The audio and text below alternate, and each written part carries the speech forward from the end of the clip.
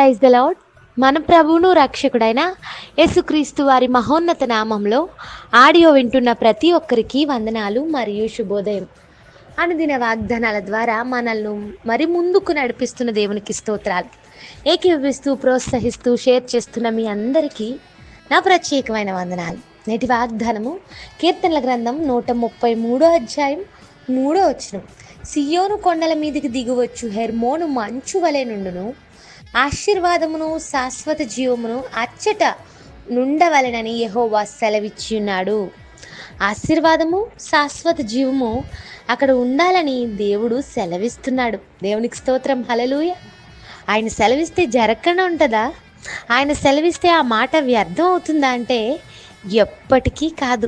దేవుని మాట తనకు అనుకూలమైన దాన్ని నెరవేరుస్తుంది అని లేఖనం సెలవిస్తుంది.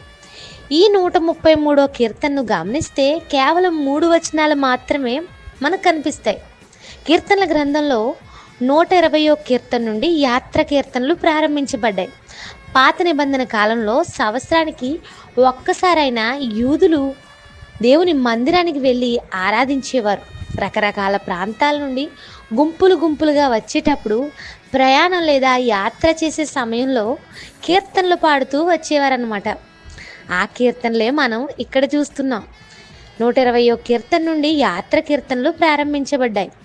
ఈ 133వ కీర్తన వచ్చేసరికి సహోదరులు ఐక్యత కలిగి ఉండుట ఎంత మేలు ఎంత మనోహరము అనే మాటతో ప్రారంభించబడి మనం ఇప్పుడు చదివిన మాటలతో ముగించబడుతుంది. అక్కడ దేవుని ఆశీర్వాదం ఉంటుంది.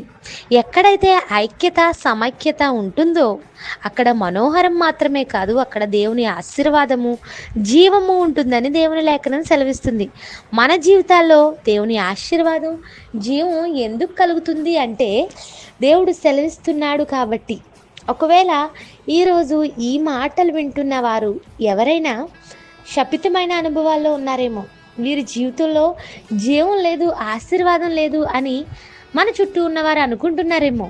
అయితే దేవుని వాగ్దానం సెలవిస్తుంది, ఈరోజు నీవు ఈ మాటలు నమ్మగలిగితే దేవుడు సెలవిస్తున్నాడు నీ జీవితంలో జీవం ఉండాలని, నీ ఇంటిలో ఆశీర్వాదం ఉండాలని వాగ్దానం చేస్తున్నాడు, సెలవిస్తున్నాడు అనే మాట మనం ముందే ధ్యానం చేశాం కదా. ఆయన సెలవిస్తే తప్పక జరుగుతుంది.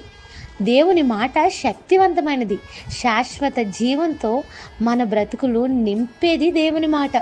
ఈరోజంతా ఈ వాగ్దానం ఆధారంగా చేసుకుని దేవుని మహిమపరచండి. ప్రార్థన. కృపగల మా తండ్రి, మాతో మాట్లాడిన మాటలు బట్టి స్తోత్రాలు. మా ప్రియులను ఈ దినమంతా ఈ మాటల ద్వారా బలపరచండి. ఐక్యత కలిగిన వారమై నీ ఆశీర్వాదాన్ని జీవాన్ని పొందుకునే బ్రతుకులు మాకు దయచేయండి. కొండల మీద నుంచి హెర్మోను మంచు వలె నీ ఆశీర్వాదం మా బ్రతుకుల మీద, మా ప్రియుల బ్రతుకుల మీద, ఈ ఆడియో ఎవరైతే వింటున్నారో ప్రతి ఒక్కరి మీద కుమ్మరించమని, ఈ ఆడియోను షేర్ చేస్తూ స్టేటస్లు పెడుతూ అనేకులకు చేరాలని ఈ చిన్న సువార్తలో పాలిభాగస్తులు అవుతున్న ప్రతి ఒక్కరిపై నీ జీవాన్ని, నీ శాశ్వత ఆశీర్వాదాన్ని కుమ్మరించమని అడుగుచు క్రీస్తు ప్రభు నామంలో అడుగుచున్నాను తండ్రి. Amen. Have a blessed day. Thank you all. God bless us.